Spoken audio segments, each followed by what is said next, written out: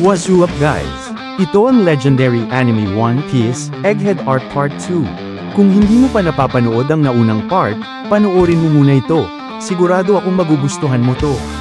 Tara na't magsimula. Pagkatapos haminin ni Luffy ang world government, agad nag-utos si Saturn na patayin lahat na parang mga insekto, bukod kay York, sa utak ni Vegapunk, at ang mga machine ng Mother Flame. Dahil dito, nagsimula na si Kizaru sa misyon niyang masakyaran ang lahat ng nasa isla. Sa likod ni Kizaru ay 30,000 marine soldiers. Nagsimula na ang laban ni Sentomaru at Kizaru, kung saan halatang nagpipigil si Kizaru at sinusubukan niyang kausapin si Sentomaru upang sumuko ng maayos. Pero hindi papapigil si Sentomaru at determinado siyang protektahan si Vegapunk kahit buhay pa niya ang kapalit. Kaya nagpatuloy sila sa paglalaban, na nagdulot ng isang malaking pagsabog sa isla. Kasunod nito, dahil umatake na ang kanilang pinakamalakas na armas, sumunod at sumugod ang mga Vice Admirals. Agad silang sinalubong ng mga pacifista, pero ginamit na nila ang kanilang napakaraming warships upang atakihin ang mga ito. Dahil dito, matagumpay na nakasampas sa isla ang mga napakalalakas na Vice Admirals. Habang ginaganahan na ang mga marine soldiers, nabigla sila nang magsilabasa na ang mga sea beast weapons ni Vegapunk, at agad silang inatake ng iba't ibang uri nito. Isa-isa nitong pinabagsak ang napakaraming warships. Kabang-kaba sila at hindi alam ang gagawin kung paano mapipigilan ang mga halimaw na ito. Pero may isang Vice Admiral na dumating, at sa isang napakalakas na suntok, pinabagsak niya ito sa isang atake lang. Sa isla naman, isa-isang pinabagsak ng mga Vice Admiral ang mga high-level pacifista ng walang kahirap-hirap.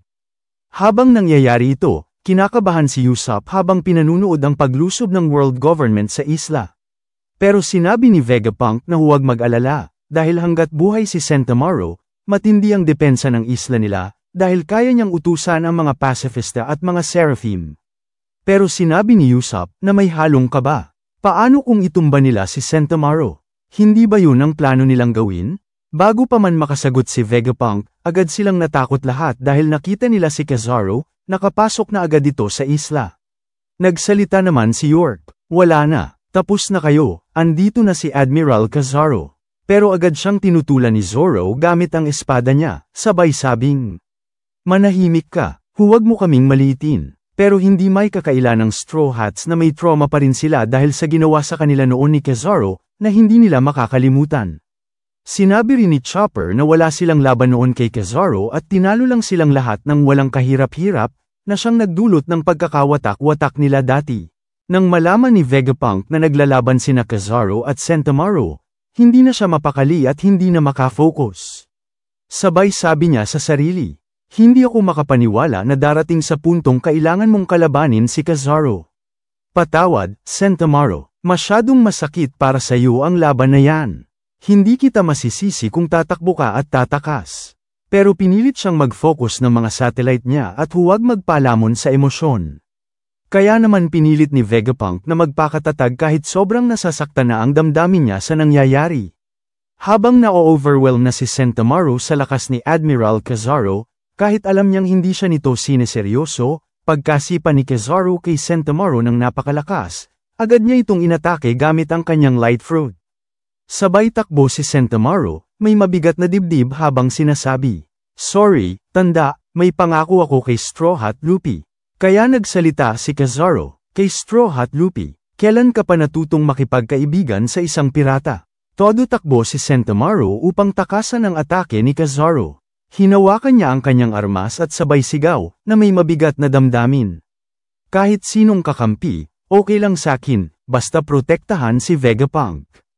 Umatake agad si Sentomaru ng napakalakas, pasugad kay Kizaru. Sa tindi ng atake niya, sa wakas nakatama siya kay Kizaru at nahati ang katawan nito.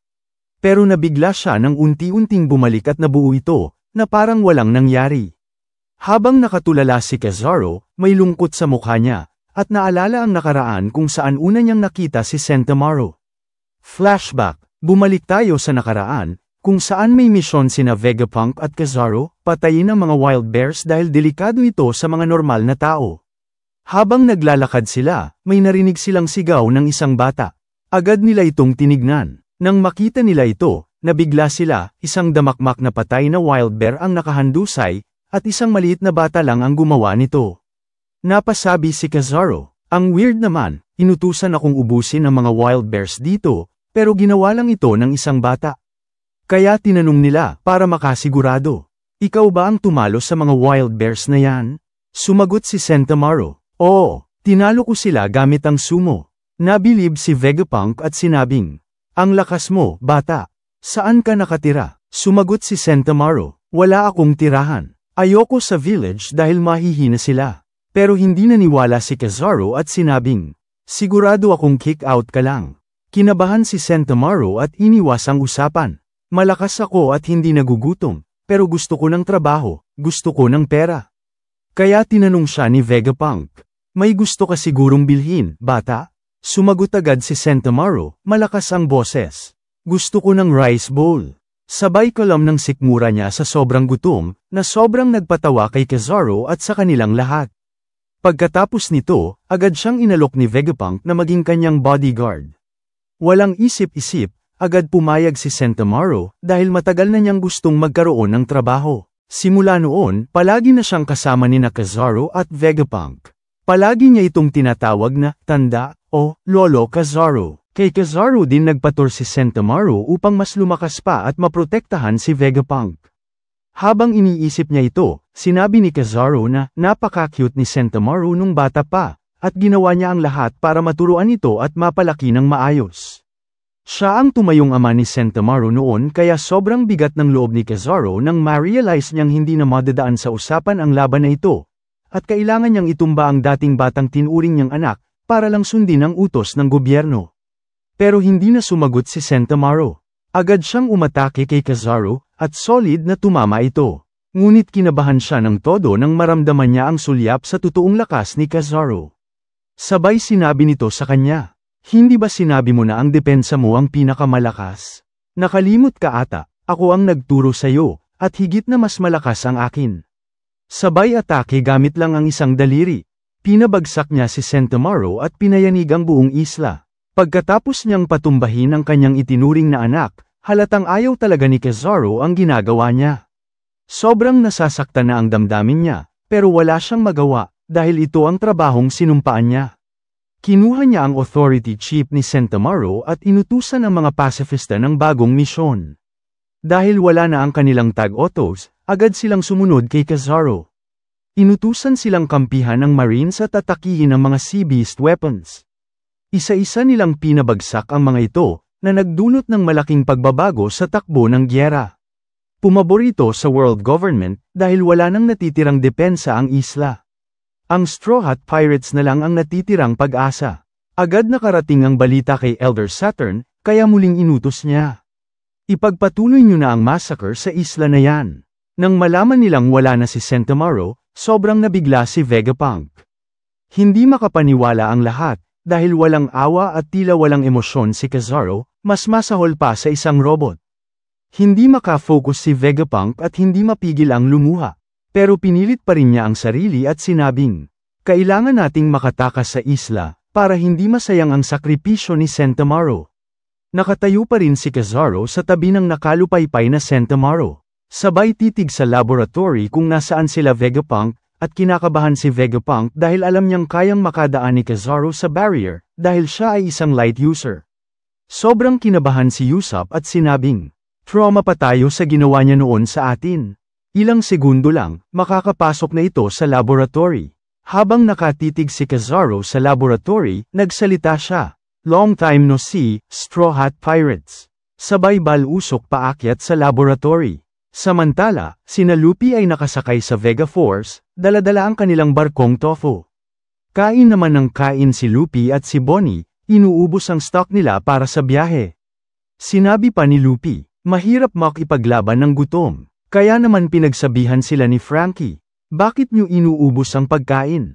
Priority natin ngayon ay tumakas. Pero agad silang natigil nang biglang mag-alarm ang buong laboratory, senyales na may nakapasok na. At ito ay si Kizaru.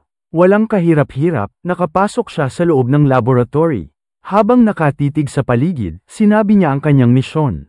Protektahan ang power plant, si York, at ang utak ni Vegapunk. Ang lahat ng iba pa, ubusin at patayin. Sobrang nagpanik ang Straw Hats dahil kahit ang barrier ay napasok na ni Kizaru. Agad nilang sinubukang tawagan si Luffy para bigyan siya ng babala. Habang nagmamadaling i-unlock ni Vegapunk ang barrier para makalabas na sila, biglang sumugod si Lucci, may intensyong patayin si Vegapunk. Pero agad hamarang si Stussy, dahilan para mabigla ang lahat. Sabay si Sanji, agad na kinulong si Kako. Umatake muli si Lucci kay Vegapunk, pero natigil siya nang maramdaman niya ang presensya ni Zoro. Kinabahan siya agad. Sinalag ni Zoro ang atake ni Lucci at nagsalita.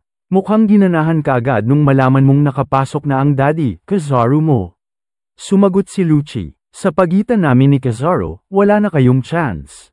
Nainis si Zoro at sinagot, huwag mo kaming malitin, Takmol. Sabay atake ulit, napatalsik silang lahat palabas ng laboratory. Habang lumilipat si Kizaru sa ibang lugar, nakita niya ang Vega Force, at agad itong nilapitan. Kaya pala wala sa pangpang ang barko nyo, andito pala sa taas. Napansin siya agad ni Bonnie, at tinanong ni Frankie. Anong gagawin natin ngayon, may admiral na sa harap natin. Pero laking gulat nila, wala doon si Luffy. Aatake na sana si Kizaru, pero natigil siya nang maramdaman niya ang presensya ng isang emperor. Sabay bate. Long time no, pero bago pa niya matapos ang sasabihin. Biglang naglabas si Luffy ng napakalakas na Conqueror's Haki. Sabay bal-usok pababa kay Kizaru, sinipa niya ito ng sobrang tin. Halos tumagos sa katawan ni Kizaru ang haki ni Luffy. Nagulat si Kizaru, sabay sabing, grabe ka naman mag-welcome, Straw Hat Luffy. Ngumiti si Luffy na may malademonyong mata, sabay sabi. Kizaru, daan-daang beses na akong mas malakas kumpara sa una mong nakalaban, Makong. Grabe, pa-intense na ng pa-intense ang digmaan sa Egghead.